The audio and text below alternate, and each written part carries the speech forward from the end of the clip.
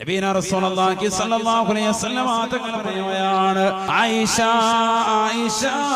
മൂന്ന് സ്ഥലങ്ങളിൽ ഒരാളും മറ്റൊരാളെ ഓർക്കുകയില്ല.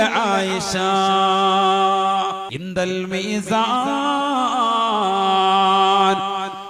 ഒന്ന് നന്മ തിന്മകൾ തൂക്കുന്ന തുലാസിന്റെ സമയമാണ്. ആ സമയത്ത് ഒരാളും മറ്റൊരാള് ഓർക്കുകയില്ല.